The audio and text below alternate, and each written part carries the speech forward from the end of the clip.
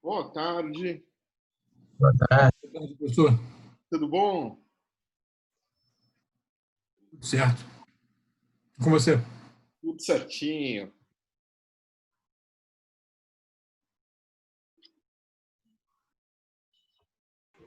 Espera um pouquinho até que todo mundo chegue. Dá mais 5 minutinhos aí.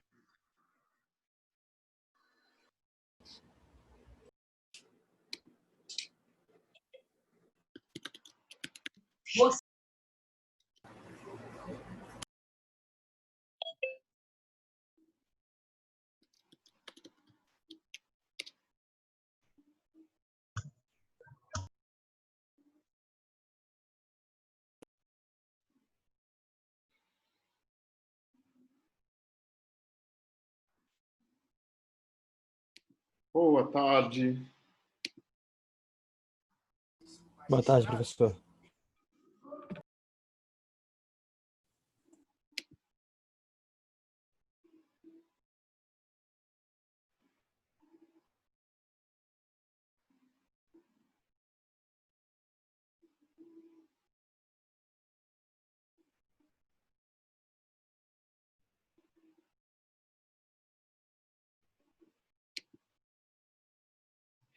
Tudo bem com vocês? Tudo ótimo, professor. E aí? Show, show. A gente ainda está com metade ali. Esperar mais um pouquinho.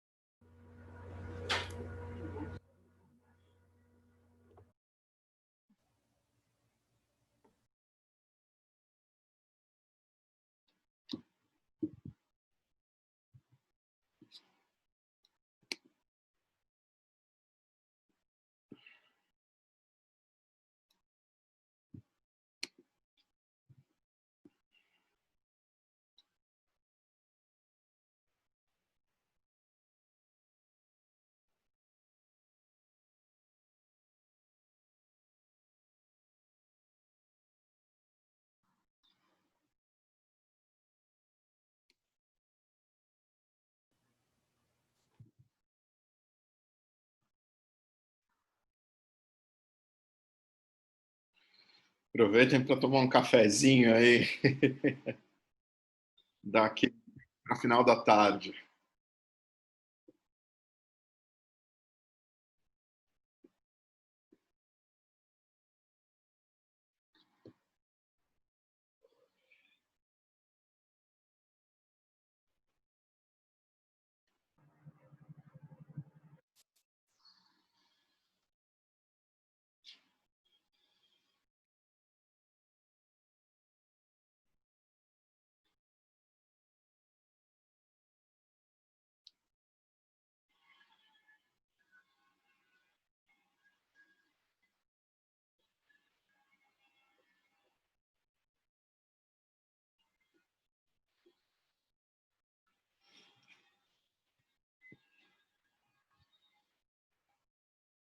Pessoal, muito bem-vindos ali, né? Vamos dar início aqui ao nosso bate-papo ali sobre estatística. Vou compartilhar aqui com vocês já o PPT. Então, vamos lá, fazer uma pequena revisãozinha ali da última aula. Todo mundo consegue ver aqui meu PPT? Sim. Beleza. Então, olha só, a gente sabe que em estatística, né, a gente tem ali, né, algumas medidas, né? Essas medidas, na realidade, são uma forma de você já poder avaliar, né, os diferentes dados, né, já trazer ali algumas informações ali a respeito ali dos distintos dados com os quais a gente está trabalhando, né? E uma das, né, as principais medidas a gente pode dividir em duas classes. A primeira medida de posição, que está relacionada à média, mediana e moda, e a dispersão, né, que aí a gente está vendo ali, né, como é que cada variável está dispersa ali dentro uma determinada, dentro de uma determinada distribuição, né? Então, muitas vezes você tem uma distribuição muito mais achatada ali, né, com os dados ali muito extremados, e muitas vezes, outras vezes você tem dados mais concentrados ali, né? Ou seja, tem uma baixa dispersão. Isso a gente pode verificar através da amplitude dos dados, variância e desvio padrão, né? Então, acho que a média, a gente já sabe, né? A média vai dar justamente a somatória ali das minhas variáveis dividido ali pelo total da minha amostra, né? Então, esse é um dado ali que é muito comum e que está ali no nosso dia a dia, né? Então, a gente chama que é de alguma maneira, né? A gente tem ali um formato, né? Uma medida ali central ali dos nossos dados, né? A gente pode também trabalhar essa questão através das frequências, né? Então, as frequências de cada evento, né? De cada ponto ali, né? Então, o valor do meu ponto vezes a frequência, né, relativa ali desse ponto, né? A somatória de todo mundo vai trazer, no final das contas, a nossa média, né? Então, essa é uma das características ali centrais, né? E por conta disso, já facilita, né? Um primeiro cheiro ali desses dados, né? Então, a gente tem aqui a nossa média. Outro ponto importante se diz respeito à mediana, né? Então, a mediana é o elemento central do nosso do nosso banco de dados, digamos assim, né? De todos os dados compilados, né? E a ideia é justamente achar aquele ponto médio ali para identificar ali qual que é o valor, né? Então, você tem uma diferenciação entre o número da amostra ímpar e o número da amostra par, né? Quando a gente fala em amostra ímpar, então a gente sabe que o elemento central sempre vai estar ali no meio, né? Porque você vai ter, né, por exemplo, imaginem ali 5 valores, né? Então, como a gente está falando de medida central, significa que tem que ter 50% dos valores à esquerda desse dado e 50% dos valores à direita desse dado, né? Então, a gente pode dizer que num valor de 5, então tenho 2 de um lado, 2 do outro. Então, esse vai ser o meu valor central, né? Então, sempre vai cair ali no meio. Quando a gente fala de número par, né? Então, vamos supor 4, né? Então, para fazer essa mesma regrinha, você pega o valor de um lado direito e do lado esquerdo. Só que aí, como é par, vão sobrar aqui 2 valores. Então, a gente faz, né, uma média ali desses 2 valores, né? Então, essa formulazinha aqui está dizendo o seguinte: se for ímpar, então a gente sabe que a posição, né, dessa variável, a posição média, né, vai ser o quê? Vai ser o total, né? Então, 5 mais 1, né? Então, tenho 5 dados aqui, né? Então, 5 mais 1, 6, dividido por 2, 3. Então, vai ser a terceira posição. Então, a gente contar 1, 2, 3. Essa é a terceira posição. Quando então a gente vai fazer essa regrinha de divisão, né? Então, a gente vai contabilizar, então, os 4 dados, né? Então, vai ser 4 sobre 2, que vai ser a segunda posição que está aqui. E depois, 4 sobre 2 mais 1, que vai ser a terceira posição. E os valores, né, desses dois a gente vai dividir por 2, né, para achar ali o ponto médio. Né? E com isso a gente vai ter os valores ali da nossa mediana. Né? Então, para dar um exemplozinho aqui, né, a gente tem 14, 8, 10, 5 e 7 no nosso conjunto, né, no nosso fenômeno aleatório, vamos colocar assim. A primeira coisa que eu tenho que fazer é ordenar esses dados. Então, eu vou ordenar do menor para o maior. Então, vai ficar 5, 7, 8, 10, 14, tá? Então, aplicando a regrinha da mediana, né? Então, de novo, eu tenho 5 dados, né? Então, como o valor é ímpar, a minha amostra o número total ali da minha amostra é 5, né? Então vai ficar o quê? 5 mais 1, 6, dividido por 2, 3. Então vai ser a terceira posição. A terceira posição nesse exemplo vai ser o quê? 5, 7, 8. É o valor 8. Então a minha mediana vai ser igual a 8.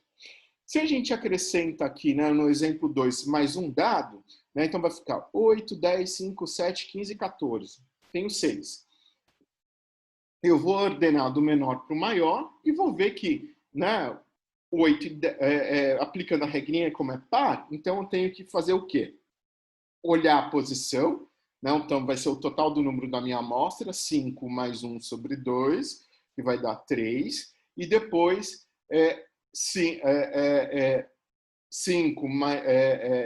5 sobre 2, ali que vai 5 mais 1, perdão, 5 dividido por 2 mais 1, ali que vai dar, desculpa, 6 dividido por 2 mais 1, que vai dar a posição, né? Então, por quê? Porque vai ficar 8 dividido por 2, 4. Então, vou fazer a média dos dois. Então, a terceira posição equivale a 8 e a quarta posição equivale a 10. Então, o total vai dar 9. Então, essa vai ser a nossa mediana ali, né? Então, o valor médio entre 8 e 10, tá? Então, esse é um exemplo simplesinho ali, né, de medida de posição, né? Se a gente pegar um exemplo, né, de salários de diretores, então a gente tem ali diretores que ganham nessa faixa, nesse intervalo, né? Então, se a gente aplicar a média, a gente vai encontrar que a média desses caras é R$ 7.400. Porém, quando a gente calcula a mediana, de novo, né, ordenando e calculando ali através da regrinha, a gente vai dar uma mediana, né? Então a gente nota que a média ela é muito influenciável que pelos valores, né? Então, se você tem valores maiores e valores menores ali, a média ela vai ficar transitando ali nesses dados, né? A mediana não, a mediana o que ela vê é a posição, então 50% antes, 50% depois, e ela não muda, né? Ela não é influenciável. Então, por isso que muitos estatísticos, né, muitas análises se dão muito mais em cima da mediana do que necessariamente da média, para evitar ali essas influências, né? E aqui, como a gente tem, por exemplo, uma distribuição, né, e muitas vezes a gente quer encontrar, né, o valor mediano, né, a mediana ali de um determinado extrato, então, nesse caso, a gente tem o quê? A gente tem valores indo de 0 a 4, de 4 a 8, de 8 a 12, 12 a 16 e 16 ali a 20, né? Então, a gente tem toda essa distribuição de frequência, né? Para a gente encontrar a mediana, a gente precisa calcular o quê? Os 50% antes e os 50% depois. Então, eu vou fazer aqui um exemplozinho, né? Como é que a gente calcula isso? Então, você imagina, primeiro a gente vai achar os primeiros 50%. Então, se a gente olhar o primeiro extrato, não tem ninguém, então é 0. O segundo extrato já abarca 28% da minha amostra, né? E o terceiro, 33%. Somando esses dois, eu mais do que ultrapasso os 50%. Vocês concordam? Sim. Sim. Aí, o que eu tenho que fazer? Opa, eu sei que o meu 50% então vai estar em algum ponto aqui entre 8 e 12. Então, 0 mais 28 dá 28. Quanto tem ainda para chegar nos 50%? 22. 22, né? Então, o que eu vou fazer? Eu vou fazer uma regrinha de 3, né? Então, 12 menos 8, que é o valor aqui desse retângulo, sobre 33, né? Que é o total ali da área, né? Desse retângulo, vai ser igual ao valor da mediana, que eu quero descobrir, menos 8, né? Que é esse ponto aqui menor do retângulo, e esse valor aqui vai ser igual a 22%. Então, a minha mediana vai estar onde? Vai estar no 10,67. Tá? Então, vai estar ali mais ou menos entre 8 e 12, vai estar aqui um pouquinho mais ali do que a metade. Né? Então, quase 10,7. Tá? Então, essa é uma forma também de você aplicar em cima de gráficos, né? O calcular ali a mediana. Né? Então, isso daí facilita muito, porque você acaba criando, né, uma regrinha que a gente chama de quartis ou percentis. Né? Você começa a avaliar, né, o tamanho ali, né, a distribuição dos seus dados para ver onde eles estão mais concentrados. Né? Então, se for uma concentração, você tenta ver uma concentração, por exemplo, no primeiro quartil, que significa os 25% ali do total da minha distribuição. O segundo quartil já é 50%, que é o equivalente ao quê? À mediana. Então, eles são idênticos, são iguais ali, né? E o terceiro quartil, que é os 75% de toda a minha amostra. Né? Então, com isso, né, a gente consegue ver onde está a maior distribuição, onde estão concentrados ali, né, todos esses meus dados. Evidentemente que eu não preciso ficar só nos 25, 50, 75, né? Eu posso trabalhar com percentis, ou seja, 10 em 10, né? Tudo vai depender ali do objetivo, né, da pergunta ali que eu estou fazendo em cima desses dados, né? Mas com isso você já tem ali uma ideia de como as coisas acontecem, né? Já são os primeiros sinais ali de como se comporta ali um determinado banco de dados, tá? Quando a gente fala em moda, né? Moda nada mais é do que né, quantas vezes um determinado número ele é repetido, né? Então, se a gente pegar aqui, né, um determinado evento e a frequência absoluta dele, você vai ver que é o seguinte, ó, o 0, a frequência dele é 4, 1, a frequência dele é 5, 2, 7, e assim sucessivamente. Então, dentro dessa frequência absoluta, eu sei que o 2 foi o mais repetido, né? Foram 7 vezes, né? Então, a gente diz que a nossa amostra tem uma moda de 2, né? Agora, muitas vezes você pode encontrar casos em que mais de um número ele é repetido, né? É o que a gente chama de distribuição bimodal, né? Então, no caso desse exemplo, eu tenho 5, né, que foi repetido 4 vezes, e 10 que foi repetido também 4 vezes, né? Então, você tem ali nessa bimodalidade. Então, é como se fosse, né, o pão de açúcar, né? Você tem um momento ali de muita repetição e outro momento mais adiante também de repetição. Isso muitas vezes ali pode indicar determinados graus ali de concentração, né? E outra coisa importante é que quando a gente trabalha também com esse, não só com medida de posição, mas também com medida de dispersão, você consegue ver o quê? Como é que eles estão alocados, né, em relação em relação à média, né? Então, como a gente verifica aqui, né, eu tenho dois conjuntos, o A e o B. A gente começa a notar que, né, que o A ele é muito menos disperso do que o B, né? Então, dá para notar que o A são os pontinhos vermelhos e o B é o pontinho verde. Então, você vê que ele tende a ser, né, muito mais alongado, né? Os valores ali são mais dispersos.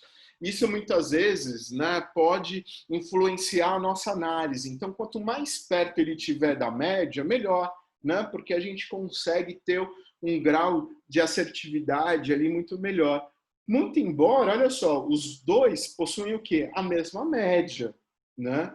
Mas a dispersão é diferente. Então, de novo, né, isso pode ajudar, de certa maneira, quanto menos disperso for os dados, né, isso ajuda ali no nosso entendimento. A amplitude já é bem mais simples, né? A amplitude ele quer ver um menor valor em relação ao maior valor, né? Então você ordena aquela determinada amostra, né? E aqui no nosso exemplo tem essa amostra 1, 5, 2, 14, 3 e 11, né? Então se eu ordenar isso daí, eu sei que o menor valor vai ser 1 e o maior valor vai ser 14. Tá? Então, para fazer a amplitude, basta o quê? Eu subtrair um do outro. Então, eu pego o maior menos o menor. Então, o maior é 14, o menor é 1, e isso vai me dar uma amplitude ali de 13. Tá? Então, esse é uma outra definição ali interessante quando a gente se trabalha ali um determinado, né, um determinado dado, né, um determinado banco de dados ali. Né? Agora, quando a gente olha essa dispersão, né, a gente tem dois pontos aqui importantes, né? Uma questão que a gente chama de amostral e outra questão que a gente chama de populacional, né? A população é quando eu tenho tudo, tá? Então eu consigo abarcar todo mundo aqui daquela determinada problemática. Agora, a amostra é só um subconjunto. E isso pode alterar um pouco ali a nossa dispersão. Como? Porque tanto a variância populacional quanto a variância amostral, elas são ligeiramente diferentes. Quando você tem uma variância amostral, você imagina que você está olhando o subconjunto, né, de um conjunto inteiro. Então, é como se, digamos, né, nas extremidades, você perdesse aquela determinada informação. Então, você perde o que a gente chama, né, de grau de liberdade. Então, por isso que muitas vezes vocês vão encontrar que a variância amostral, né, vai ser sempre dividido pelo número da amostra menos 1. E a variância populacional, ela vai ser dividida só pelo número da amostra, porque você já tem ali todo mundo, tá?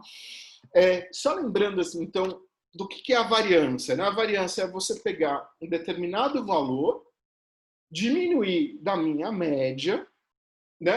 Elevar ao quadrado e somar todo mundo, né? Você soma todo mundo e aí divide pelo número da amostra, se for populacional, e n-1 se for amostral, né? E, de novo, a gente pode também avaliar, né, a variância através do quê? Através das frequências ali, né, desses eventos, né? Então, o que eu faço, né? Eu pego o valor de um determinado dado, subtraio da média, né? E multiplico o quê? Pela minha variância relativa, né? Desculpa, pela minha frequência relativa. E faço isso com cada um ali desses valores. Aí a somatória vai me dar o quê? Vai me dar a minha variância total, né? Uma outra maneira ali de se avaliar, né, essa dispersão, né? Então, aqui, no caso da amostra, no caso da população, e aqui a gente tem o desvio padrão, que nada mais é do que a variância, a raiz quadrada da variância, né?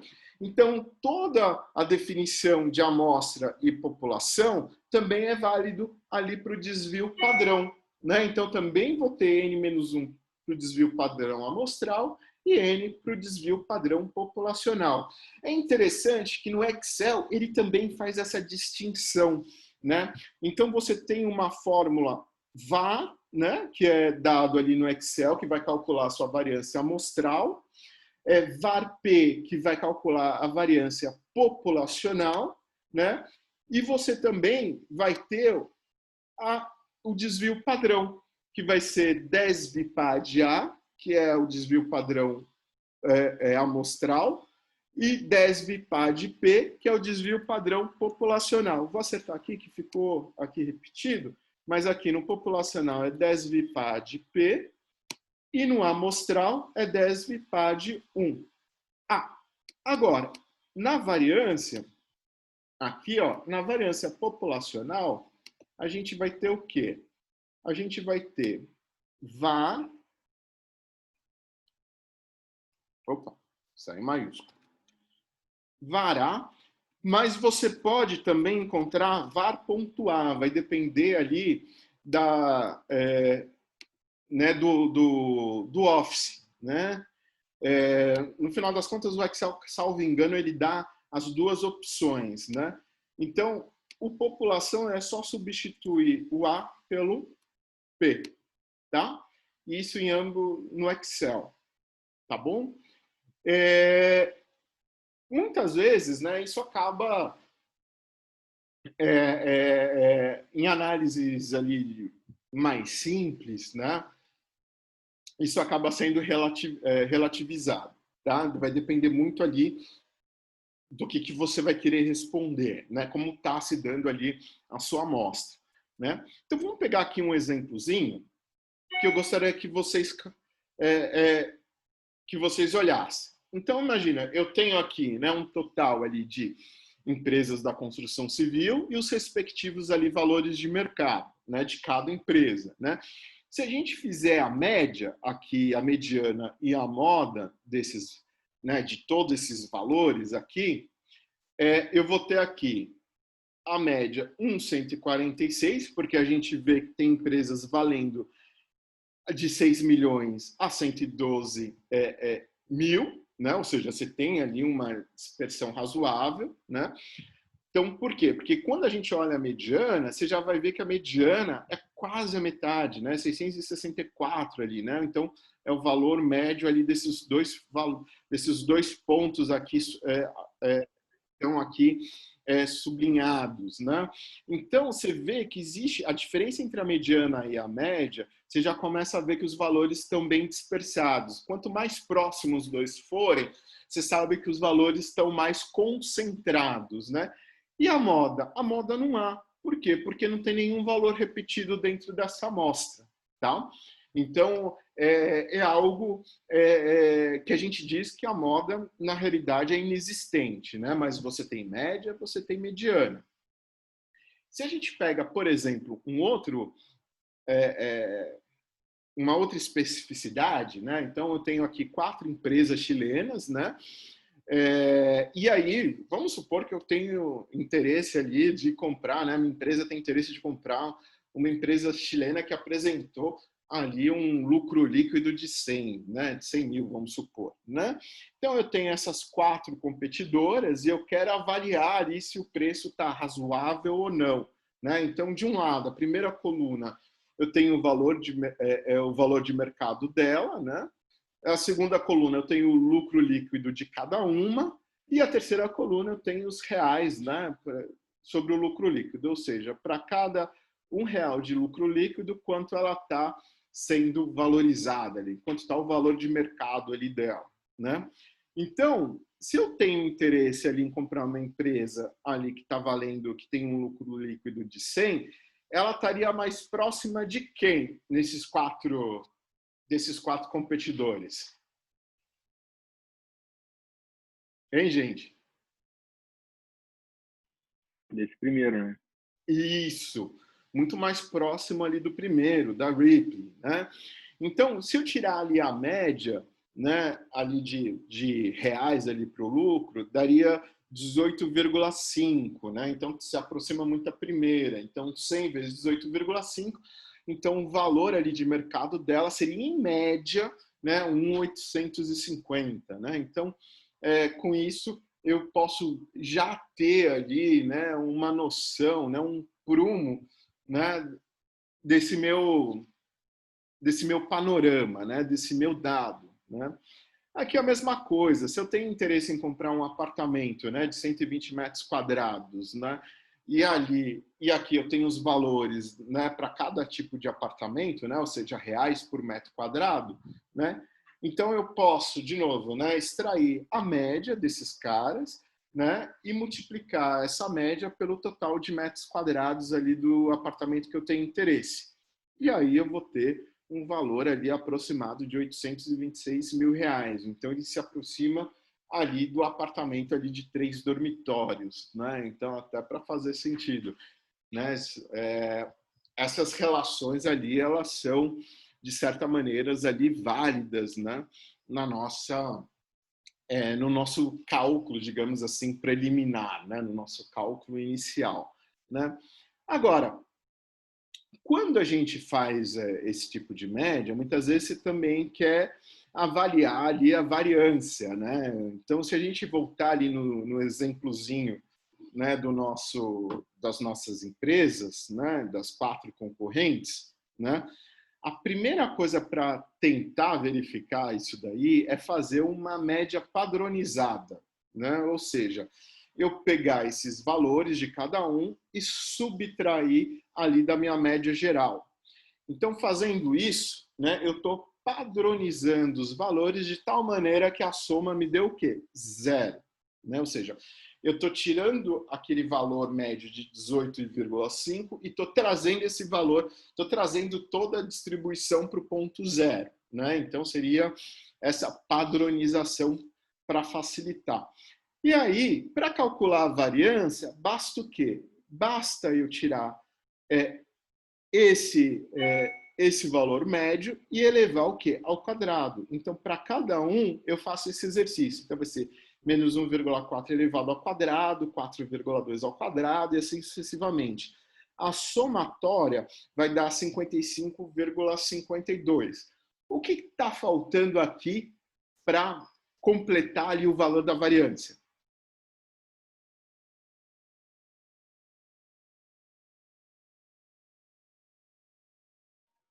Dividir por N? Isso, aí eu tenho que dividir por 4, né? Aí sim eu tenho o valor aqui da variância, né? Muito bem. Aqui eu coloquei as diversas fórmulas, né, no Excel, ali que a gente pode calcular, né? Então acho que isso facilita bastante ali quando se dá, né, quando a gente tem ali um banco de dados relativamente ali robusto, né? Então vale a pena ter essas fórmulas ali mais ou menos em cabeça, né? Então facilita ali pra caramba, né, os nossos cálculos e não precisa perder tempo em ficar subtraindo ali um por um, né? Então ainda bem o Excel faz isso pra gente, né? Vamos lá. Aí a gente vai para uma questão, a gente vai fazer aqui uma revisãozinha ali de probabilidade, né? Então, como a gente, né, viu ali as questões amostrais, né, e populacionais, muitas vezes, até por uma questão ali orçamentária, a gente não pode pegar a população inteira, né? Então a gente tenta ver se um determinado subconjunto, né, acaba sendo representativo ali daquela determinada população. Para isso a gente tem que definir um espaço amostral, né? Então a gente tem que definir onde a gente vai, né? Qual é o meu problema e onde vai ser, e cadê o público-alvo ali desse meu problema, né? Para representar ali toda aquela população. Esse espaço amostral a gente vai denominar de ômega, tá? Então esse espaço ele é finito, ou seja, ele é um conjunto ali finito, né, com determinadas ali limitações, né? E se a gente considerar que, né, que existe, né, um espaço onde, né, a probabilidade de se tirar uma pessoa é a mesma, né? Então a gente denomina que esse espaço amostral ele é equiprovável, ou seja, ela tem a mesma probabilidade, né? Então a gente define que vai ser a probabilidade de eu tirar essa pessoa vai ser 1 sobre o total ali de pessoas que tem ali nesse subconjunto, né? Então, se eu quero tirar mais de uma pessoa, né? Então eu sei que vai ser o quê? Vai ser o total ali dessas pessoas dividido pelo total ali do meu subconjunto. Então, no caso, se eu tenho um outro subconjunto dentro do ômega, né? Então a probabilidade ali de se tirar ou de se fazer ou de se ter um evento A, né? Vai ser o quê? O total de A sobre, né, o número ali da minha amostra total, né? Um exemplo clássico ali é o dado, né? Então o dado eu tenho 6 faces, tá? E essas faces eu tenho uma probabilidade de tirar, que é de quanto?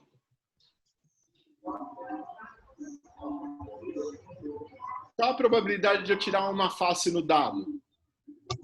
1/6. 1/6. Então, para cada face, eu vou ter 1/6, né? Então, é isso que a gente define, né? Então, se eu quiser tirar a primeira face, a probabilidade vai ser 1/6. Se eu tirar todas, né, a probabilidade vai ser ali total, né? E aí, vem ali um exemplo ali de contagem. Pessoal, só interrompendo aqui um minutinho que eu já volto aqui. Só um segundinho.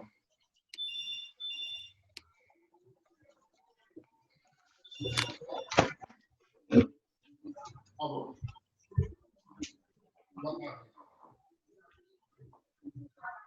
Isso. Isso. Pode entrar.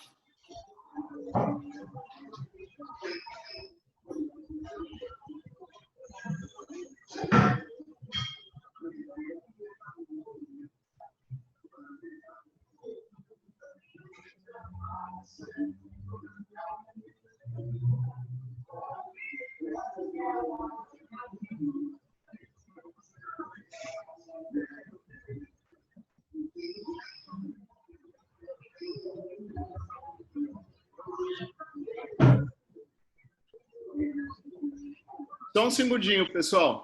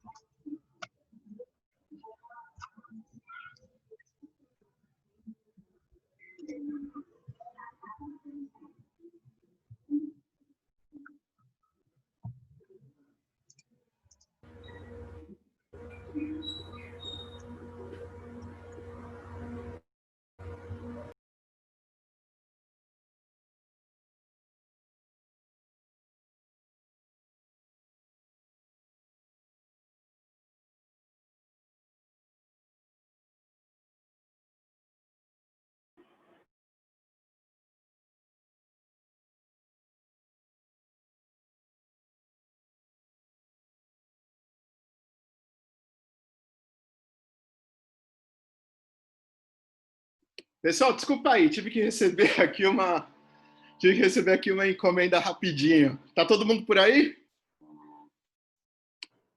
Sim. Desculpa aí. Coisas do dia a dia agora, né?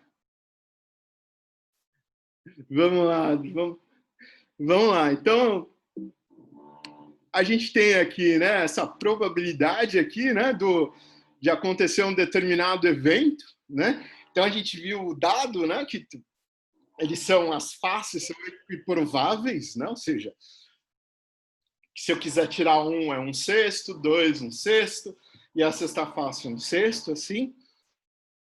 Então isso no final das contas, né, já facilita ali um determinado cálculo. Mas e se eu perguntar assim, né?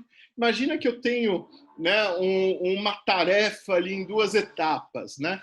Então, a primeira etapa eu realizo em A maneiras, a segunda etapa em B maneiras. Então, o número total de maneiras ali para realizar a tarefa vai ser o quê? Vai ser A vezes B. Né? Então, aqui só uma lembrança ali de Probest. Né? Então, A eu tenho total ali de N maneiras, aí o B vai ser o total de N menos 1 maneiras. Então, A vezes B vai ser o totalizador aqui de um determinado evento. Né? Agora, é importante a gente definir o quê? Se esse evento ele é uma combinação ou um arranjo. Vamos lá, qual a diferença de combinação e arranjo, galera?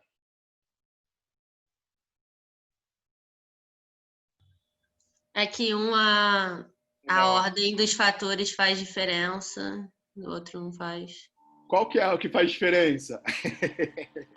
Arranjo? Aê, 10, Yasmin.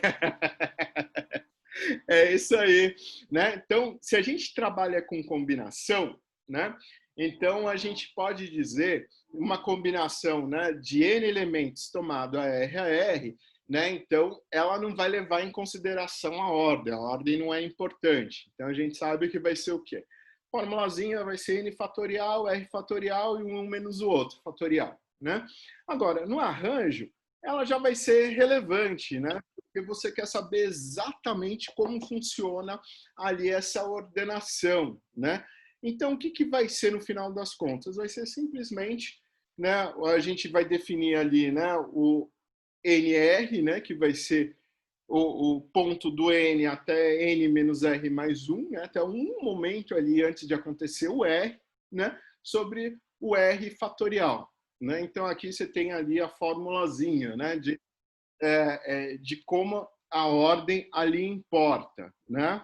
Então, basicamente, a gente tem ali todos esses valores. Agora, a gente precisa fazer também uma lembrança, né? Então, a gente já sabe que é a resposta amostral, probabilidade.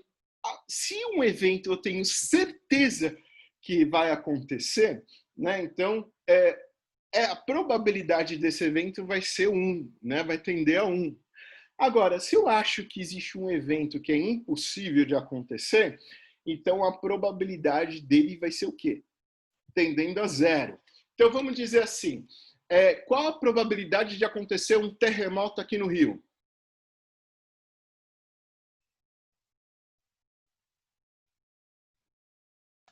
Baixa, né? Zero. Baixíssima, quase 0 ali, né? Só se tiver ali uma... Bem, do jeito que o ano está indo, né? Melhor... Eu não duvido de mais nada. Fala não, professor, fala não. 3 anos da madeira aqui, né? Assim, já basta a pandemia, né? Já teve na Bahia, para ter no Rio é um pulo aqui também, brinca não. Aí vira 2020, isso é um desafio? Né? A coisa ali, né? A gente já não duvida de mais nada. Né? Então, em cima disso, o fato de ter probabilidade 0 não significa necessariamente que esse evento não venha a acontecer em algum momento do tempo. Né? Então, esse é o ponto importante ali. Né? Se é uma abstração ali que a gente faz ali dos diversos ali acontecimentos. Né? Então, assim, eu posso definir, né, outras definições, digamos assim, né, sendo redundante aqui. Né? Então, eu posso dizer que existe um evento adjunto, ou seja, aquele que está um do lado. Né, você tem um evento total e você tem um outro ali acontecendo, né, quando não existe ali interseção ali entre eles. Né? Ou seja, imagina, né, dois subconjuntos e eles estão ali alocados ali de maneira diferente, não tem uma interseção, então a interseção dele acaba sendo o quê? Vazia, né? Então eu digo que quando a gente faz a interseção em B, então é um conjunto ali vazio, né? Então esse é um ponto ali importante, né? Agora, lembrando aqui, né, dos diagramas, né? Como é que chama esse diagrama? Alguém se lembra?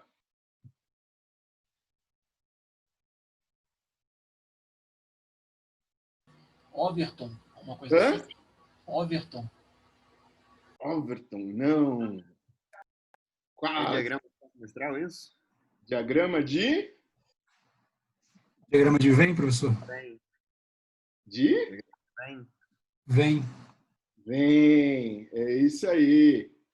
Né? Então, esses diagramas ali, eles tentam verificar, né, como é que funciona ali os diversos conjuntos, né? Então, é quase que uma álgebra ali dos conjuntos, né? Então, se a gente tem esses dois conjuntos, então imagina que o ômega é a nossa população e o A, na realidade, vai ser o nosso eventozinho, nosso subconjunto de eventos, né?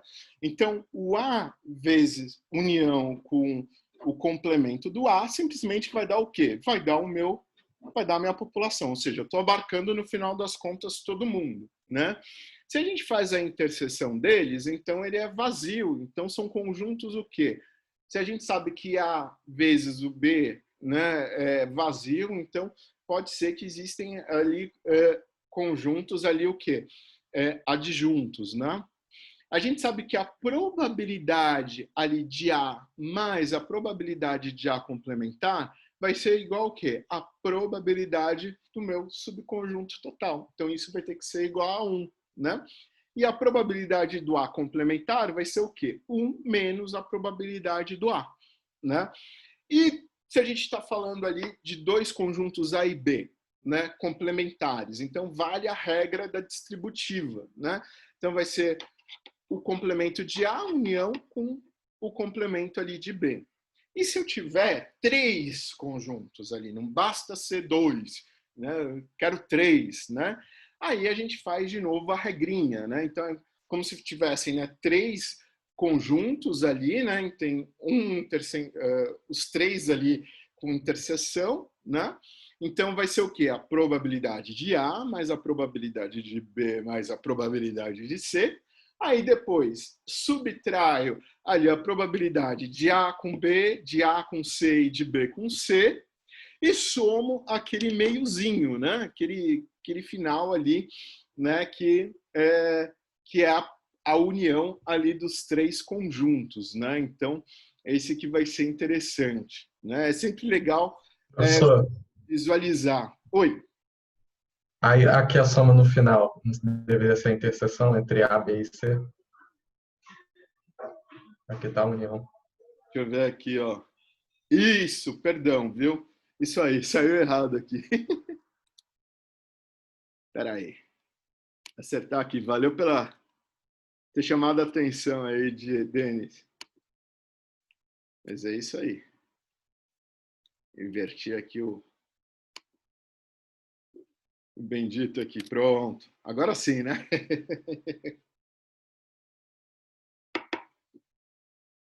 Agora vai. Então, essas regrinhas ali, elas facilitam muitas vezes na hora da gente entender ali um modelo, né? O que a gente espera ali de um modelo.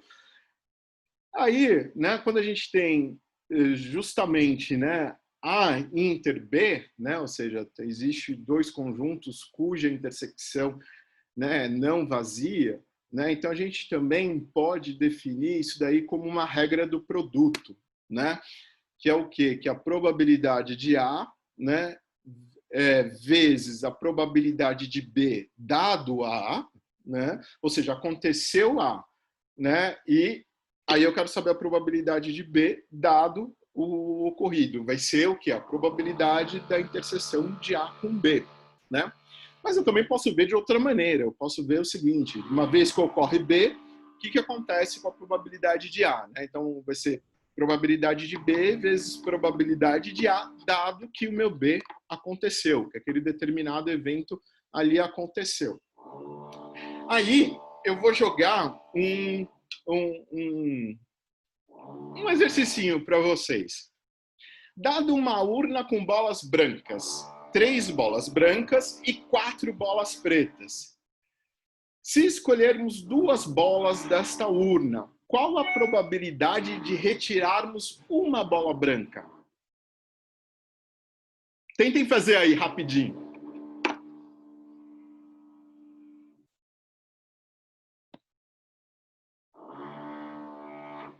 Professor, uma dúvida.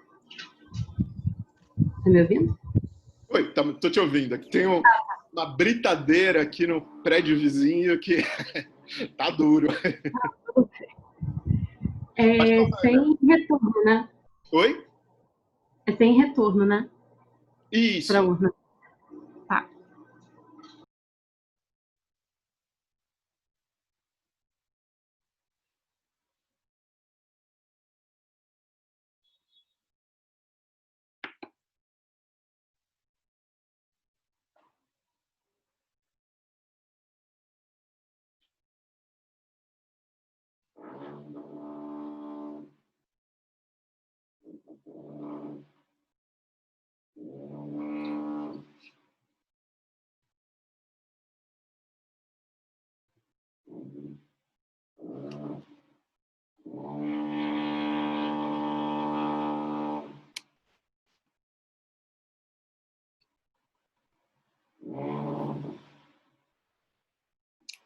Conseguiram já encontrar?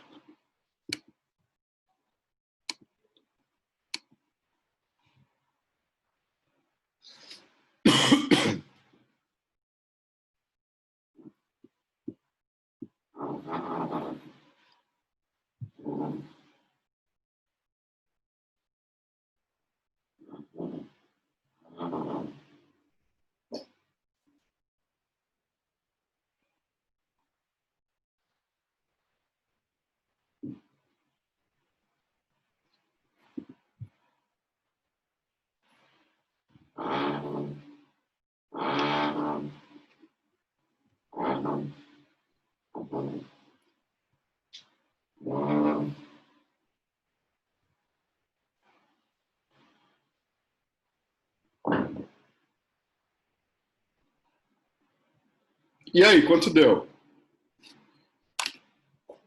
0,14, quer dizer, 14%. Você apostaria?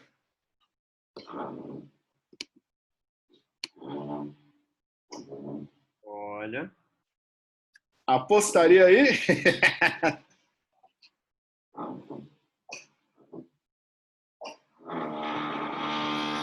Olha só. Sério, uma das questões principais aqui é saber se é sem reposição ou com reposição, né? Então, como a Ana falou, né, se for sem reposição, né, então a probabilidade vai ser 1/7, né? Então, daria quanto 1/7? 0,14%. Quer dizer, Aê, poderia ter apostado, hein? Agora, se eu pegar com reposição, aí já seria 9/49 avos, né? Então, tudo vai depender ali de como o nosso evento ele é formado, né? Ou melhor, né? Ele é delineado, né? Programado, né? Então, quando a gente fala, por exemplo, em loteria, é com ou sem reposição? Sim. Tem, né? Então tem alguns eventos que a gente já consegue definir sem necessariamente ali ter algo, né? Ter uma regrinha, né? Então, agora, se eu for tirar cara e coroa, é com ou sem reposição? Com. Senão fica impossível, não dá para dividir ali na moedinha, né? Então, essas coisas a gente já consegue já ter uma sensibilidade ali um pouquinho maior, né? Então, esse é o barato ali, né? Dos diversos modelos probabilísticos que a gente vê no nosso dia a dia, né? E que a coisa, né, já está intrínseca, né? Agora, qual seria a probabilidade de se tirar exatamente uma bola branca, né? Então, aí a questão já muda de figura, né? Aí você quer saber quais subconjuntos cuja bola branca pertence, cuja única bola branca pertence, né? Então, se eu olhar aqui todo o subconjunto, né, toda essa árvore aqui de decisão, então eu consigo encontrar dois caminhos que têm uma bola branca.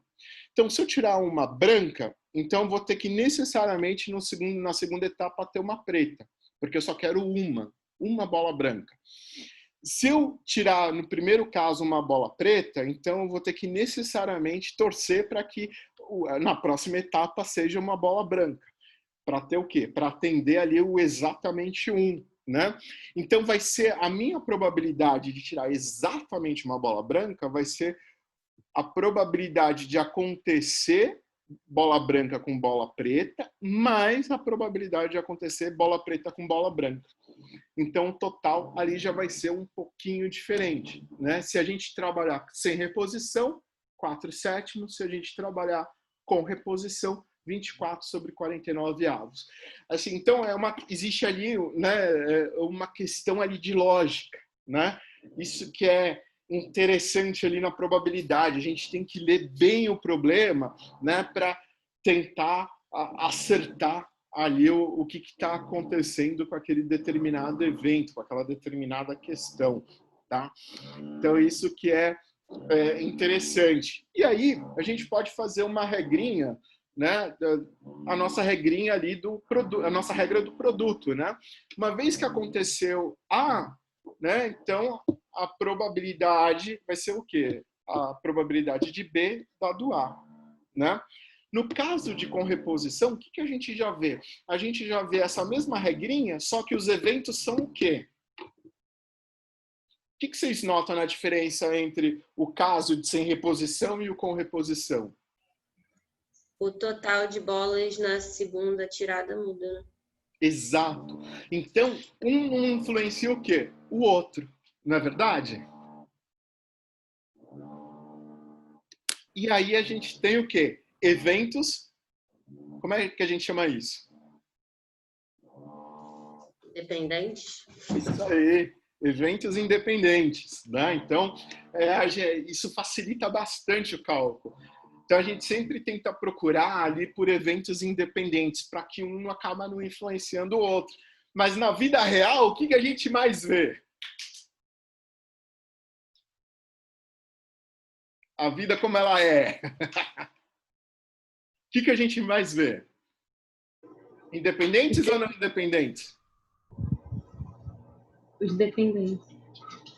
Exatamente, né? A gente só vê dependente ali. Sempre vai ter uma influência ali entre um e outro. E a gente tenta expurgar ali esses resultados na hora de fazer né, toda a nossa modelagem, né? Então, aqui, ó.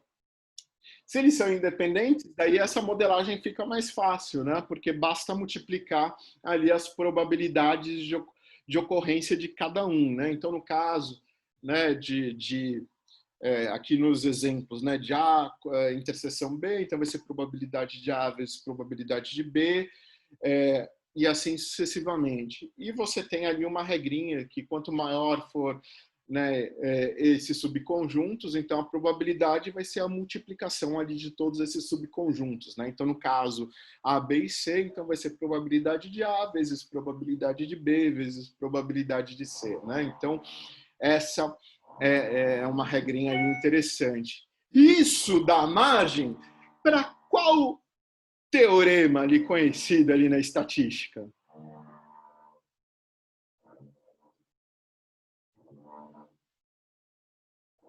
Hein? Bayes. É isso aí. Né? Então, você tem ali o teorema ali de Bayes. Né? Então, dado algum acontecimento, o que vai acontecer? O que vai ocorrer com as próximas ali probabilidades? Né? Então, aqui a gente tem uma regra geral ali. Né? Então, você tem vários subconjuntos, né? Várias ali partições ali do meu evento, né? E se B é um evento, então a probabilidade dessas partições ocorrerem dado B vai ser o quê? Probabilidade ali dessas partições vezes a probabilidade de B dado essas partições dividido o quê? Dividido por toda a somatória ali da probabilidade de B dado essas partições vezes a probabilidade ali da partição. Ufa! Né? Então, assim, não é uma regra ali tão trivial, mas a gente tem que entender, dado que um evento acontece, o que vai acontecer com os eventos que são não adjuntos ali né, aquela situação. Porque se eles forem adjuntos, né, a gente sabe que um não interfere no outro, aí os eventos são independentes, né? Mas se eles não são independentes, então a gente vai ter que ver, né, expurgando esse evento, o que vai acontecer ali com os efeitos ali gerais ali de todo aquele subconjunto, né? Então esse é uma parte ali bastante interessante e que esse teorema ele é muito utilizado principalmente ali em aprendizado, né? Aprendizado de máquina, né? Porque você quer entender, né, se acontecer alguma coisa, né, como é que vai ser ali, né, o efeito, né, que a gente chama de efeito spillover, né, ou seja, de você jorrar ali para os outros eventos, né, e isso vai trazer ali uma série de consequências ali para o nosso resultado final, né, então é um teorema ali importante que vale a pena ali vocês lembrarem dele, né, no momento ali das avaliações, né, do estágio, né, de avaliações ali em Stat 2, né, ou em finanças ali para quem tem interesse, né, porque hoje em dia ele está sendo muito utilizado. Teve um período, né, que ele foi, entre aspas, né, não esquecido, mas ele era pouco utilizado. E a estatística, a gente sabe que ela é subdividida em dois grandes pensamentos, né, em duas grandes escolas, que é a escola frequentista, né, que é o que a gente trabalha mais ali, né, então, que são os principais teoremas que a gente que vocês viram já em Probesch, que a gente vai ver ali em Stat aplicada, e tem também uma área que chama estatística bayesiana, né? Então, que justamente trabalha essas influências ali desses eventos, né? Então, não é exatamente, a gente não quer exatamente chegar num ponto, né? O Bayesiano, ele diz que aquele ponto ele tem uma determinada distribuição. Por quê? Porque ele tenta entender o que aconteceu lá no histórico, né? Então ele tem uma distribuição histórica e na medida que novas informações vão chegando, essa distribuição ela vai mudando ali no tempo. Então, aquele ponto que a gente acha, né, na realidade, ele pode ser considerado ali como uma distribuição. Essa é a principal, assim, do ponto de vista intuitivo, a principal diferença entre estatística frequentista e estatística ali bayesiana. Hoje em dia, em determinadas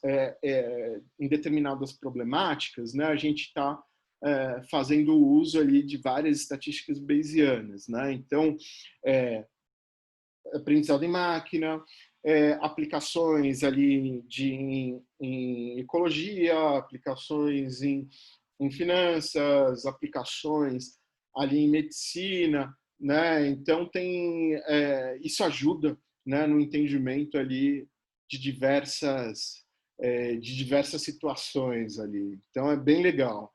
Eu vou até pegar aqui um exemplo de um livro e vale a pena vocês terem ali na cabeça. Todo mundo aqui já fez comp? Comp 1, comp 2? Bom, eu já. Acho que. Não tem problema, vocês tiram de letra. Vocês conseguem ver a capinha desse livro aqui? Então, Sim. computação bayesiana ali com R, né? Então, são efeitos ali bayesianos ali com o R, que vai ser um ferramental ali que a gente vai aprender, né? Então, acho que é legal que nessas áreas ali, cada vez mais vão se expandindo, né? Então, assim, quem tem interesse, depois a gente pode até conversar, que eu posso dar mais dicas ali, né? De como utilizar ali esse ferramental, tá? Aí, por conta disso, né, por conta dessa distribuição, né, que a gente está falando tanto, né, existe uma outra definição ali, que é a definição de variável aleatória, né? Então, basicamente, o que é? É uma variável quantitativa que o resultado ali, o valor dela, depende de fatores aleatórios, né? Então, vamos pegar um exemplo. Qual a probabilidade de chover aqui amanhã?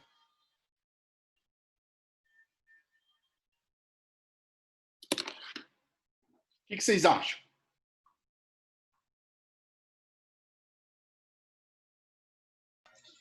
Não muita, né? O tempo tá bom, É. mas não sei, né? Quais são os indicativos? Então, o tempo está aberto, Vento, vento, que mais? massa, se tem massa fria vindo. Exato. Então, esses são fatores aleatórios, né? Então, depende se esses fatores realmente se confirmarem, então a gente sabe que amanhã vai ter baixa probabilidade ali de chuva, né? Aí eu vou pedir para vocês, olhem ali no clima-tempo. Qual é a probabilidade de chuva amanhã para o Rio de Janeiro? Vamos lá, todo mundo olhando ali no clima-tempo. Quanto ele dá aí de probabilidade de chuva? No weather.com é 60%. 60%. Que mais? Boa. No Google, 48%. 48%. No clima-tempo aqui tá 90. Aqui 90%, apareceu 90. 90% ali. Então a gente já vai ver o quê? Um exemplo já é dispersão. Mas todos estão indicando para uma probabilidade ali alta de quê? De chuva amanhã, não é? Então tem alguma informação que eles têm que a gente acaba não tendo, não é?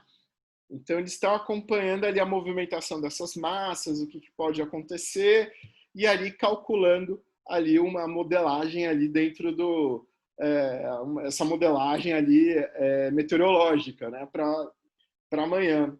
Então, por exemplo, aqui, quando eu olho aqui meu celular, ele está dizendo que a umidade já aumentou e então já está 50%. Então isso já é um indicativo que pode haver ali um pouco de chuva amanhã, com pressão também alta, né? Com vento, né? Então isso já dá assim um certo indicativo que amanhã ali pode vir a chover, né? Então é interessante esses fenômenos, né? Então acho que o clima acaba sendo assim um exemplo ali mais pródigo ali dessa relação, né? Então essa é a parte interessante, né? Então olha só, como a gente viu, não basta ter uma variável ali, a gente tem que analisar várias variáveis, né? Então, para isso, a gente tem, né, a determinação ali que a gente chama de variáveis multidimensionais, né? Ou seja, uma acaba, né, tendo efeito com a outra, né? Então, uma acaba influenciando a outra. E a gente quer ver ali qual é esse nível ali de influência, né? Como uma se comporta em relação à outra, né? Então vamos pegar aqui um exemplozinho, né? Então a gente tem aqui, ó, X como local de residência, ou seja, urbano, suburbano, rural, e Y opinião sobre um determinado projeto de governo, ou seja, as pessoas são a favor ou contra, né? Então eu entrevistei aqui nesse caso, né, 200 pessoas, ou seja, a minha amostra ao total foi de 200 pessoas. Pergunto para vocês, o que esses dados já me dizem de cara?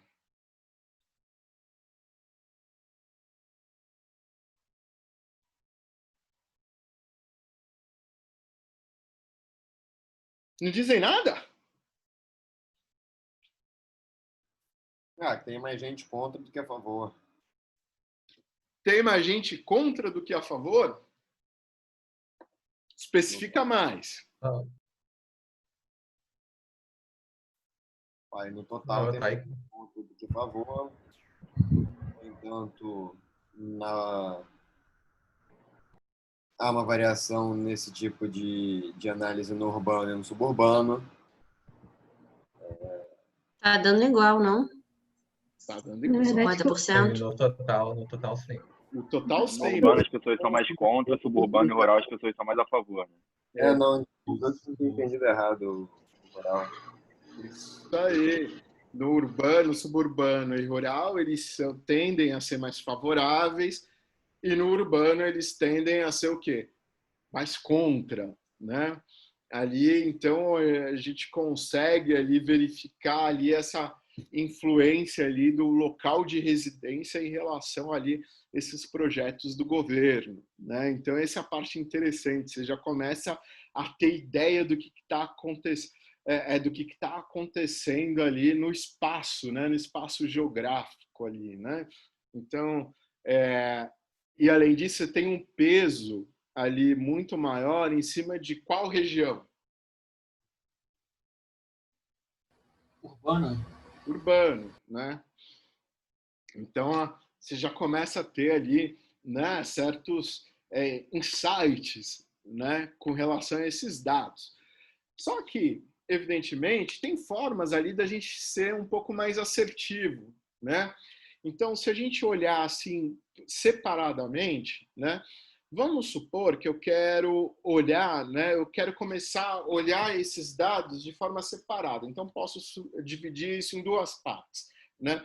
Eu condiciono a opinião, né, dado o local de residência, né? Então, o que eu vou fazer? Eu vou fazer uma análise que a gente chama de análise horizontal, né? Então, eu vou ver, dado total ali de contra e a favor, né, quanto em urbano são a favor, quanto são contras, suburbano a mesma coisa, rural a mesma coisa, né? Então, eu consigo ter uma... Dada a situação, ou seja, dado que aquela situação aconteceu, o que está acontecendo com a outra variável, né? Então, eu já consigo extrair, como vocês já falaram, que o pessoal urbano tende a ser ali mais contra do que o pessoal rural ou ainda do que o pessoal suburbano, né? Mas a gente começa a ver que a disparidade é muito maior no rural, ou seja, entre a favor e contra, do que o urbano. Você tem já quase que uma concentração ali no meio do caminho. Da mesma forma, eu posso inverter ali a situação, né? Que seria uma análise vertical, né? Então, estou dizendo assim, estou condicionando o local de residência aí a uma determinada opinião, né? Então, eu posso dizer assim, né? Que o que está acontecendo com esses valores aqui? Eles também estão me dando ali o mesmo sinal, né? Que o urbano continua sendo majoritariamente contra, né, em relação às outras, né, aos outros efeitos, né, e por conta disso, né, você pode tomar determinadas atitudes, né, você pode reavaliar o seu projeto ou mesmo nessa situação impor ali um determinado projeto, uma determinada política pública, né? Então isso já facilita ali de como esses valores se comportam. Mas aí, a gente pode utilizar uma relação de dependência, né? Então, a gente chama de como é que eu vou quantificar essa dependência, né? Aí, a gente calcula da seguinte maneira, né? Você tem um determinado valor esperado, ali em cada casela, ou seja, em cada quadradinho, né? E você tenta, em cima desses valores esperados, ali, comparar com os valores observados. Como é que a gente calcula os valores esperados? Então, eu vou pegar aqui, né, o total de 90, dividir por 200, né, e multiplicar de novo por 100.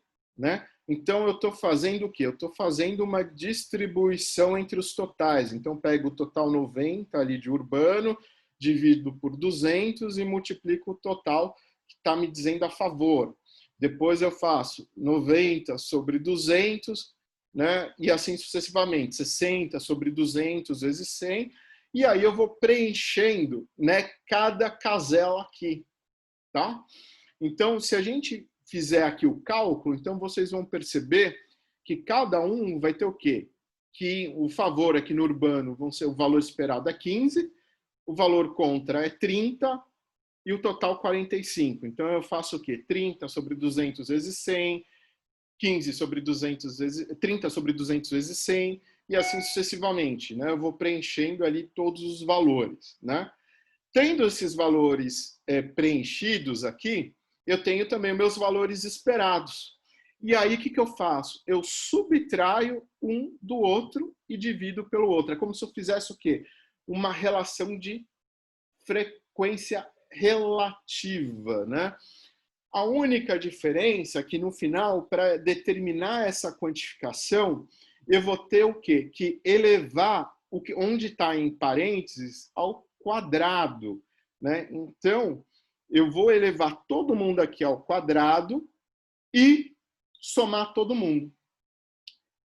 No final, essa brincadeira aqui vai me dar o que a gente chama de distribuição Q quadrado, né? Ou seja, é aquela distribuição que ela tende a ser mais grossinha no início e depois ela vai caindo ali na medida que os valores ali vão aumentando, né? Então ela tem aquele formatinho ali quase que de monte, né? Um monte ali no início e depois ela vai caindo ali na medida que o número da minha amostra vai sendo elevado, né? Então a fórmula aqui, né? Então vai ser o valor observado menos o valor esperado dividido pelo valor esperado. Então esse vai dar a minha distribuição de Q quadrado, né? Então eu faço isso para cada casinha aqui, ó, e vou somando. Aí beleza, somei todo mundo, o que eu tenho que fazer? Aí eu consigo calcular um grau ali de dependência, ou que a gente chama de coeficiente de contingência ou coeficiente de Pearson. Isso também muitas vezes, lá na frente a gente vai ver que vai ser correlação de Pearson, né? Então vai ser o valor dessa Q quadrado, ou seja, dessa somatória, né? Dividido pelo valor ali desse Q quadrado mais o total da minha amostra. Se a gente fizer esse cálculozinho aqui, eu vou encontrar 200 ali, que vai ser o valor do meu Q quadrado, sobre 400, e aí eu vou, a raiz quadrada desse valor vai me dar, no final das contas, né, o valor de coeficiente de contingência de 0,7%. Tá? Aí você precisa ter mais ou menos uma ideia. 0,7% é bom, é ruim? O que isso está me dizendo? Então a gente pode determinar da seguinte maneira, né? Ele pode variar de 0 a 1, né, pela fórmula, né? Então, quanto menor for esse valor, mais próximo de 0, ou entre 0 e 25, a gente pode chamar de dependência fraca. Entre 0,25 a 0,75, que há determinada dependência, mas aí a gente não pode dizer se é fraca ou se é forte. E acima desse valor a gente diz que é uma determinada dependência forte. Como os nossos dados ali estão indicando para 0,70, né? Então a gente pode dizer que essa relação está quase ali no valor de forte, quase uma dependência forte ali desses resultados, tá? Então essa é uma parte ali interessante para identificar ali, né, se uma determinada amostra está sendo, existe se existem fatores aleatórios que influenciam determinados questionamentos ou determinados resultados ali dessa minha amostra, tá? Então, opa, deu uma travada aqui.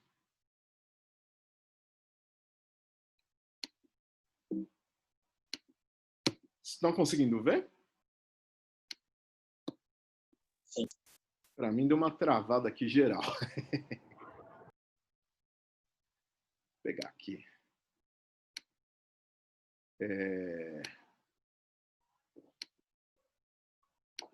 Tirar aqui o...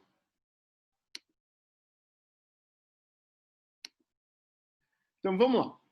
Com isso, a gente vai partir ali para uma definição super importante, que é a definição ali de esperança, né? Ou esperança matemática, né? O que é esperança, né? Basicamente, é o valor esperado de uma determinada situação. Para ser mais intuitivo, quando eu jogo cara e coroa, qual o valor esperado de dar cara?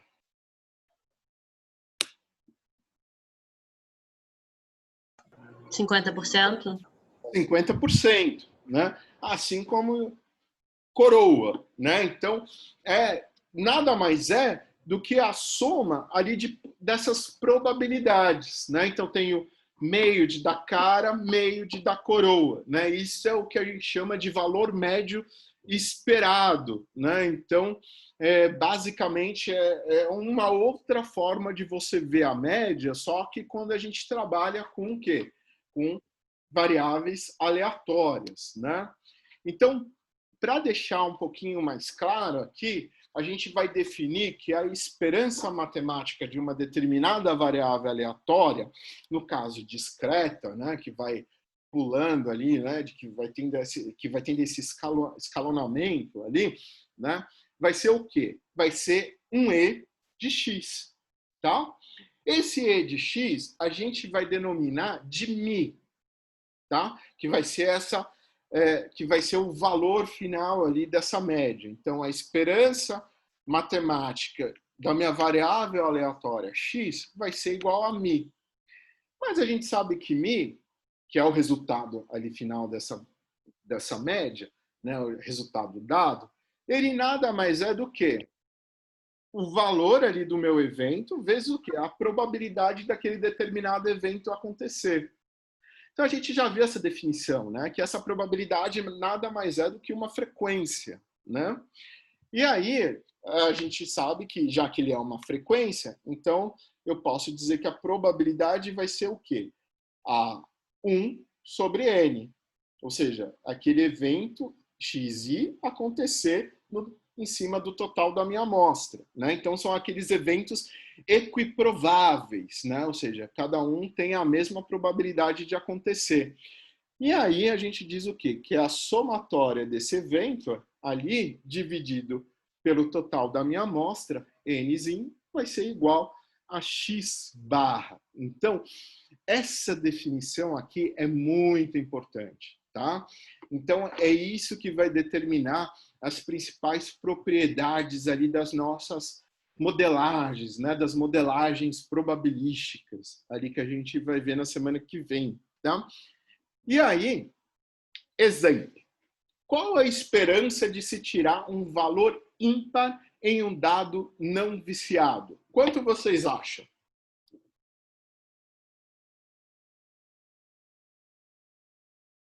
50%.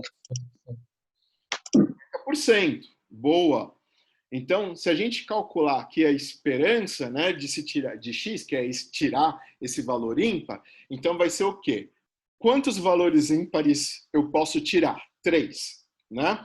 Então, vai ser a somatória de 1 a 3, né, desse evento x1 e a probabilidade de cada um acontecer. Então, vai ser x1 sobre 6, x3 sobre 6, x5 sobre 6. Né? A probabilidade ali x1 é um só, porque só existe uma face 1. x3 só existe uma face 2, então 1 vezes 1/6. E x5, idem. Então a somatória ali vai dar 50%. 3/6 igual a meio. Muito bem. Né? Agora, desafio para vocês. Qual é a esperança de uma constante? É a própria constante. Né? Qual é a esperança de uma constante vezes uma variável aleatória? Simplesmente a constante já é dada. Então, se ela é dada, ela é variável aleatória?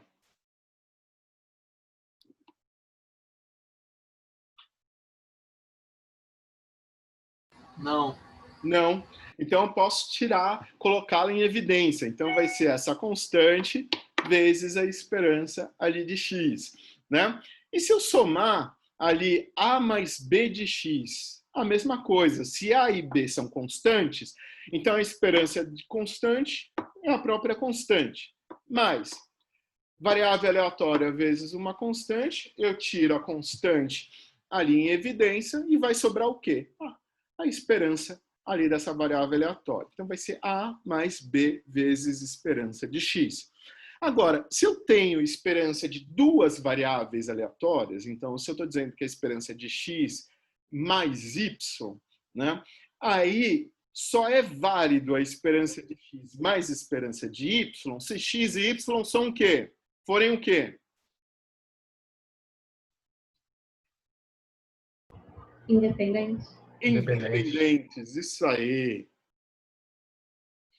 Agora, com a variância, né? A variância, ela tem o mesmo, né? Ela também segue ali o mesmo racional, né?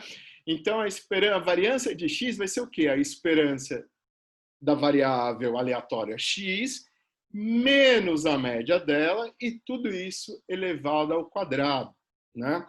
Então, eu posso definir, né, a variância como x menos mi elevado ao quadrado, né? A esperança ali de todo esse valor. Se eu, né, se eu fizer a distributiva aqui, né, aplicar aqui a distributiva de x menos mi, né, e sabendo que mi é uma constante, porque é o verdadeiro valor, né, eu posso dizer também que a minha variância vai ser o quê? Esperança de x ao quadrado menos mi ao quadrado. É uma outra forma ali também de você verificar ali a variância. E se eu quiser o desvio padrão? Basta fazer o quê? Tirar a raiz. Tirar a raiz, isso aí. Agora, desafio para vocês. Qual é a variância de A de x e a variância de A mais B de x? Vamos lá, vamos tentar fazer aí. A variância é zero? Da É zero. constante? É? Não. Sim, eu entendi a sua intuição ali, É. mas quase.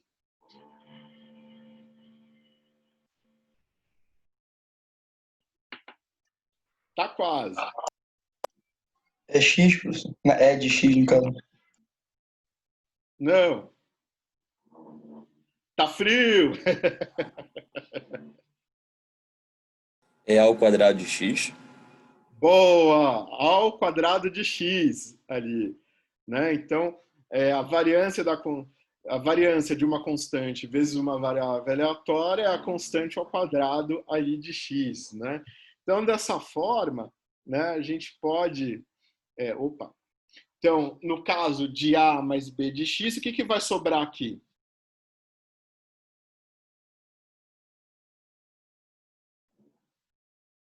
O que sobra aí?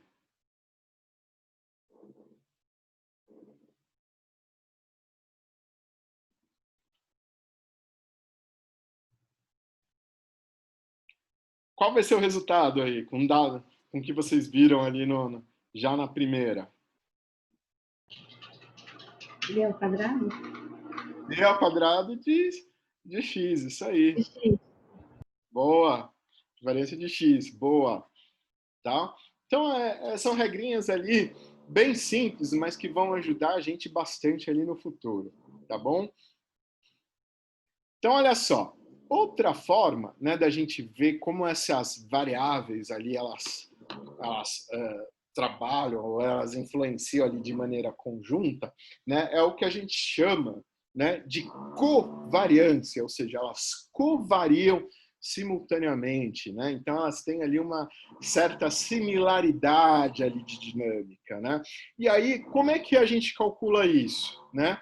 A gente faz o mesmo racional, né?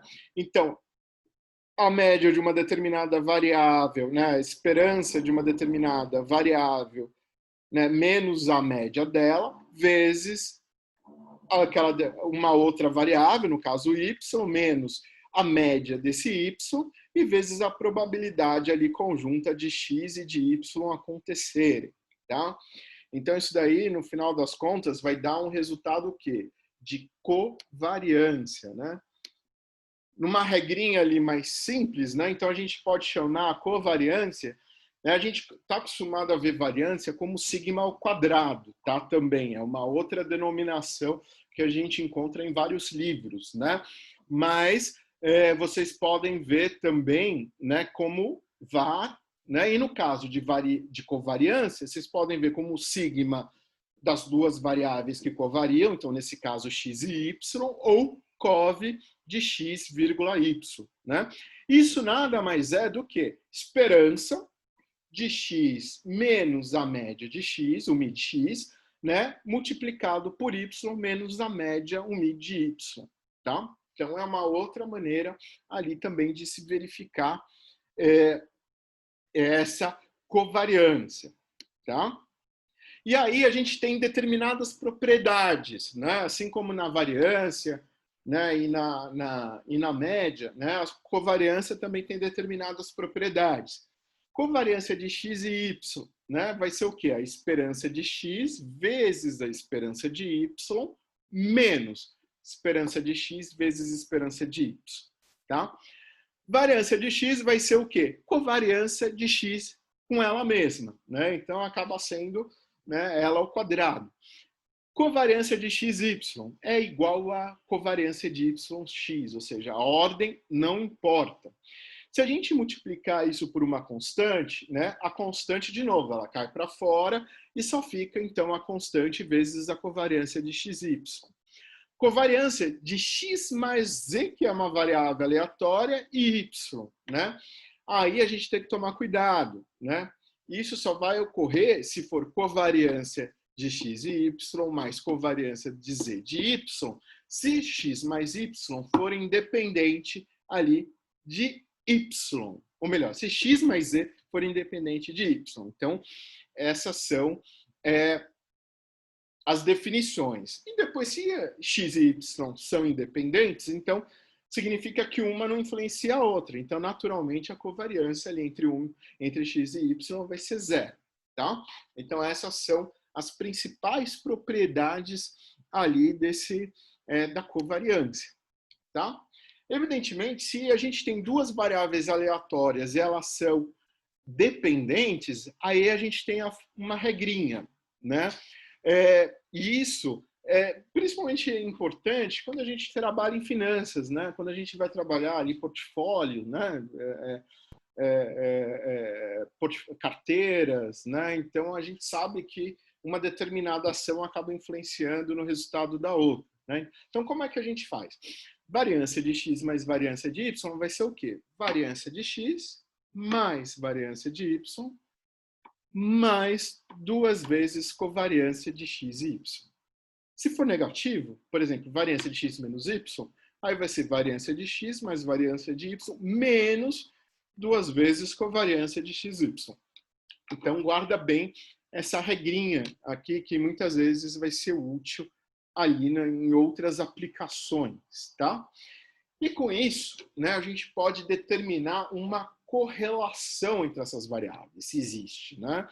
Então, considerando, né, essa correlação como ρ, né, a gente está denominando ali ρ, né, essa correlação vai ser o quê? Vai ser a covariância dessas duas variáveis, então essa covariância ali de x e y dividido pelo desvio padrão de x vezes o desvio padrão de y, tá? Então a gente consegue ver que o desvio, tanto o desvio padrão de x quanto de y, né, eles acabam sendo o quê? Né? Eles acabam sendo independentes e ρ, no final das contas, acaba sendo o quê? Adimensional. Ou seja, não existe dimensão, é só um valor, né? Então, quanto esse valor pode dar? Qual o máximo de valor que poderíamos ter? Quanto vocês acham? 1. 1? 1. Além de 1, o que eu poderia também ter? Menos 1. 0. 0 e menos 1. Então, existe ali, né, um intervalo que vai entre menos 1, 0, 1. E aí eu posso ter os diferentes graus ali de correlação. Então, vamos dar um exemplozinho aqui, ó. Imagina que eu tenho um determinado x e y, variáveis aleatórias, e que a variância de x é 0,6 e a variância de y é 0,24. E ainda que a covariância entre x e y é menos 0,10. Quero que vocês calculem. Qual é o valor dessa correlação? Vamos lá.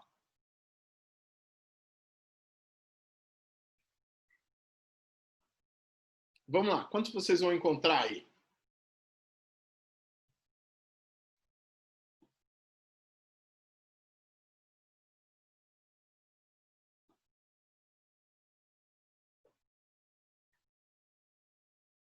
Ó, é facinho, ó. Vou colocar a fórmula de novo.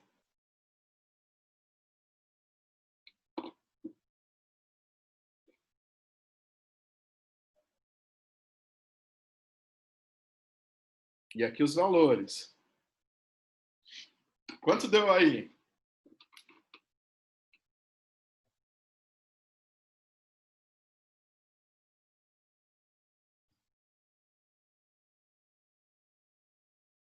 Alguém já encontrou ali o resultado?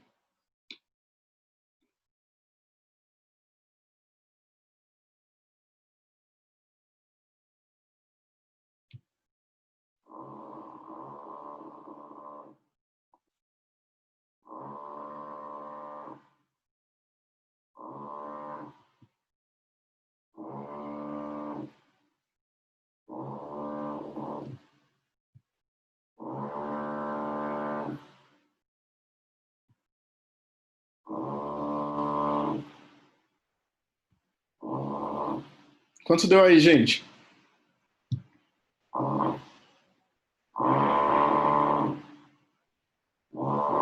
Menos 0,26, professor? Aposta esse valor? Foi. Eu acho que é, pela formulinha, se eu não errei. Boa! Menos 0,26 aí. Tá, então aqui a gente tem a correlação, ou seja, é uma correlação que essas duas variáveis... O que a gente pode dizer dessas duas variáveis?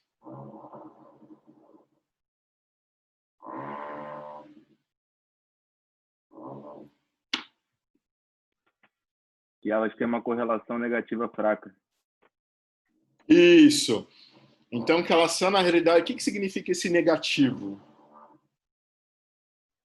Elas são meio que inversamente proporcionais, né? Quando uma sobe, a outra cai. Isso aí.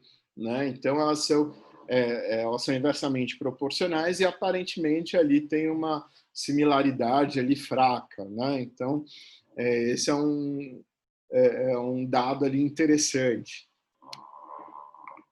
Então, aqui, ó, só corroborando o que vocês já falaram, então a correlação varia de -1 a 1, né? Esse P não indica uma relação de causa e efeito, que a gente vai ter que ver ali de uma maneira um pouco mais formal a existência dele, só indica ali uma tendência ou similaridade, né? Então, ou seja, se existe ali uma relação linear ou não entre as duas, né? E que a correlação, né, dela com ela mesma, né, da variável com ela mesma é 1, e que a covariância ali de x e y nada mais é que o valor da correlação vezes o desvio padrão de x vezes o desvio padrão de y, né? Então aí a gente, né, fecha as propriedades ali da correlação, né? Então, pessoal, de matéria por hoje é só. Aí eu quero passar para vocês já 2 listas de exercício para as próximas semanas, tá? Então, eu vou aqui compartilhar a minha telazinha, o meu Word com vocês, e vou enviar também para vocês essa lista, tá? Só um segundinho aqui.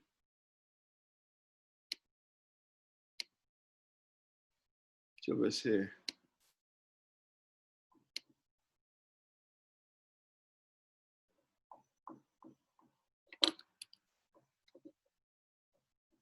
Só um segundinho. Vocês conseguem ver aqui o Word? Sim. Sim. Agora tá. Deixa eu pegar aqui. Ementa de Start.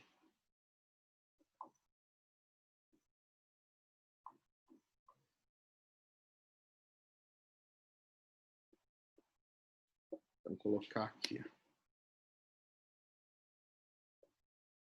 Pessoal, então para a semana que vem, dia 21/9, certo?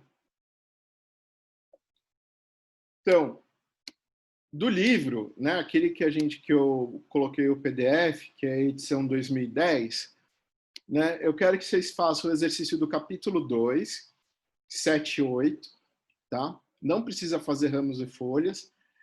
Ele está na página 26, salvo engano. E o capítulo 3, da página 56, os exercícios 14, 15, 16 e 17. Tá? E para outra semana, do dia 28, o capítulo 4, da página 94, os exercícios 19, 20, 22 e 29. Tá bom?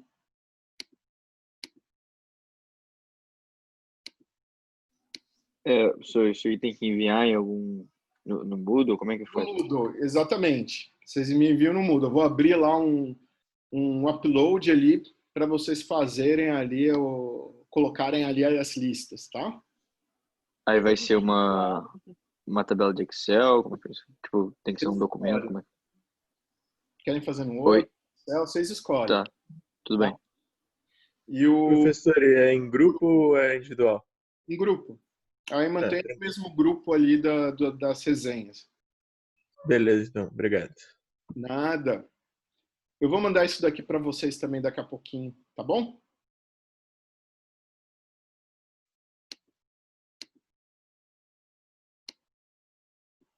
Alguma dúvida, gente?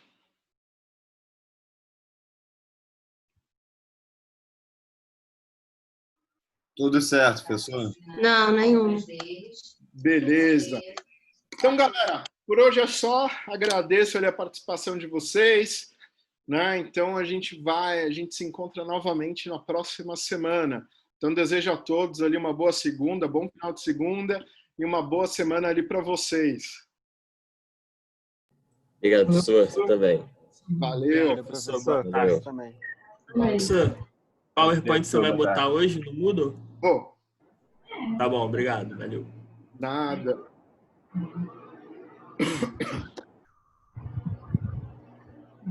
Professor, boa tarde. Tá preocupada contigo.